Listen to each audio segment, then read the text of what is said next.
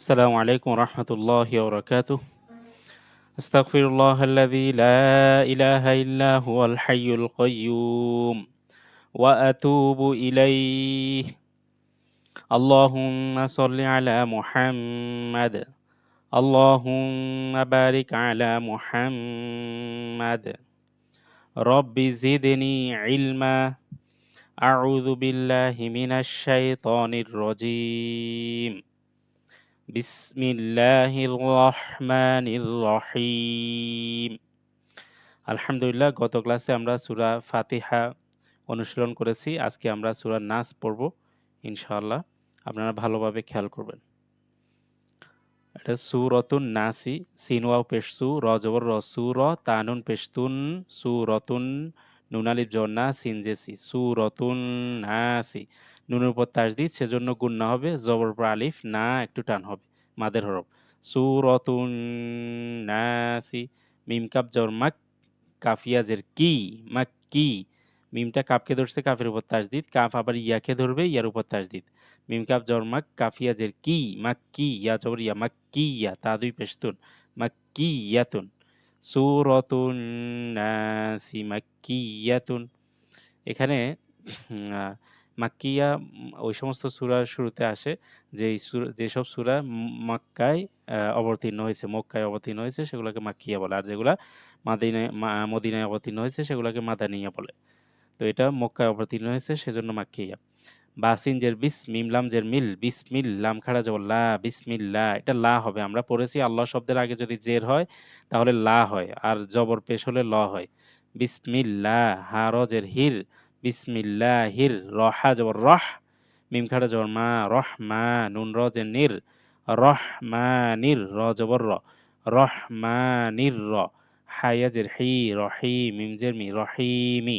বানান করার সময় জবর জের পেশ যেটা থাকে শেষ শব্দে সেটা আমরা পড়ব রহিমি, আর মিলিয়ে পড়ার সময় সাকিন করে দিব শেষ শব্দে।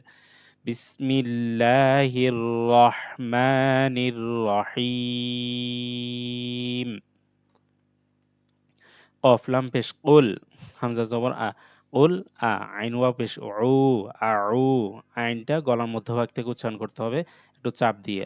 আউ, জাল পেশ জু, জু এটা নরম হবে। আউযু, উ টান হবে, পেশের পর যজমালা ওয়াও।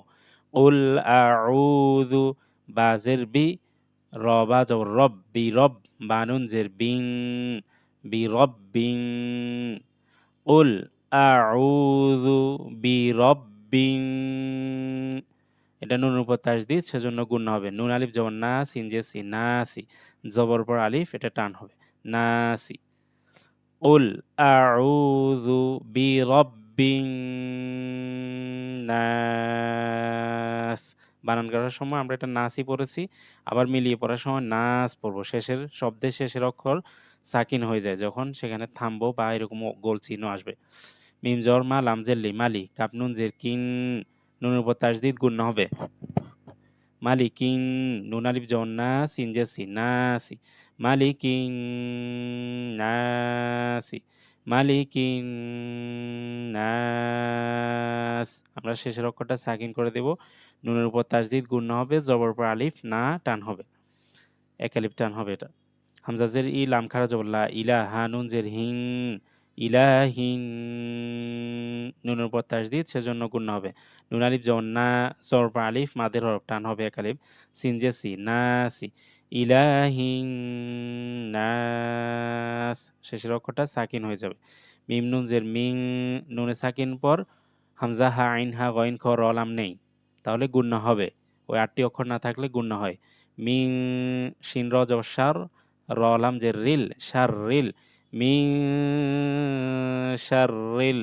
ওয়াও সিন জবর ওয়াস, ওয়াও আলিফ জবর ওয়া, ওয়াস ওয়া, সিন লাম জের সিল, ওয়াস ওয়া সিল। খ নুন জবর খন, নুন আলিফ জবর না, খন না, সিন জে সি, খন নাসি। নুনের উপর তাসদিদ হওয়ার কারণে গুণনা হবে, জবর পর আলিফ, এক আলিফ টান হবে, খন নাসি। মিন শাররিল ওয়াসওয়াসিল খন্নাস।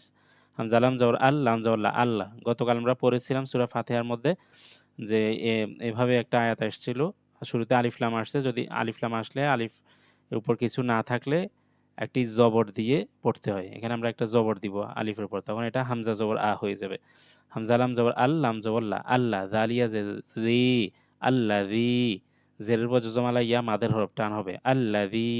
ইয়া পেশ ইউ, ওয়াও সিন জবর ওয়াস, ইউ ওয়াস। ওয়াও জের উই, ইউ ওয়াস উই। সিন পেশ সু, ইউ ওয়াস উই সু।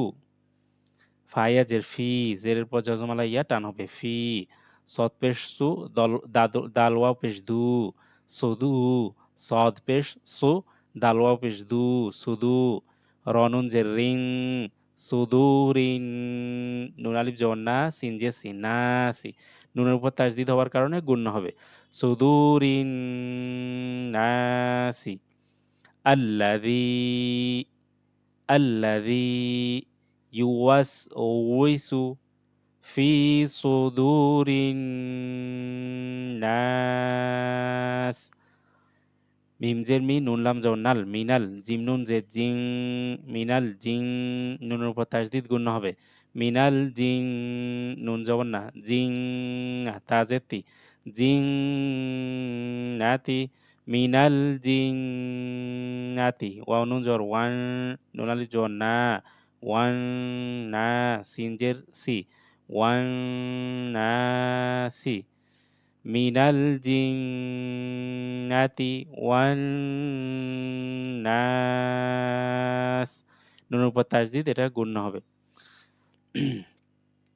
উল আউযু বিরাব্বিন নাস, মালিকিন নাস, ইলাহিন নাস, মিন শাররিল, মিন শাররিল ওয়াসওয়াসিল খন্নাস, আল্লাযী ইউওয়াসউইসু ফি সুদুরিন নাস, মিনাল জিন্নাতি ওয়ান নাস। তাহলে আমরা এটা বানান করে পড়ব এবং বানান ছাড়া পড়ব। বানান করে প্র্যাকটিস করব, আবার বানান ছাড়াও প্র্যাকটিস করব। ধীরে ধীরে পড়ব। শব্দগুলা খেয়াল করে করে ধীরে ধীরে পড়ব। আমি প্র্যাকটিসের সময় যদি ধীরে ধীরে প্র্যাকটিস করি তাহলে একসময় গিয়ে আমি খুব ভালোভাবে ইনশাআল্লাহ পড়তে পারব। ধীরে ধীরে প্র্যাকটিস করার কারণে আমার মাদ, গুণা এগুলা ঠিকভাবে হবে। যদি আমি এখন তাড়াতাড়ি প্র্যাকটিস করি, তাড়াতাড়ি পড়ার চেষ্টা করি, তাহলে দেখা যাবে আমার মাদ মিস হচ্ছে অথবা গুণা মিস হচ্ছে। সেজন্য আমরা ধীরে ধীরে শুরুর দিকে ধীরে ধীরে প্র্যাকটিস করার চেষ্টা করব। তো ধারাবাহিকভাবে সবগুলা ক্লাস আপনারা দেখার চেষ্টা করবেন। আমাদের কায়দা কোর্সের যে ক্লাসগুলো আছে সেগুলো যারা দেখেন নাই দেখার চেষ্টা করবেন, প্র্যাকটিস করার চেষ্টা করবেন। নিয়মিত যদি আপনি এভাবে ভিডিওগুলো দেখেন, প্র্যাকটিস করেন, অবশ্যই আপনি কোরআন শিখতে পারবেন, কোরআন পড়তে পারবেন। আমাদের জন্য দোয়া করবেন, আমরাও আপনাদের জন্য দোয়া করব। আসসালামু আলাইকুম ওয়া রাহমাতুল্লাহ।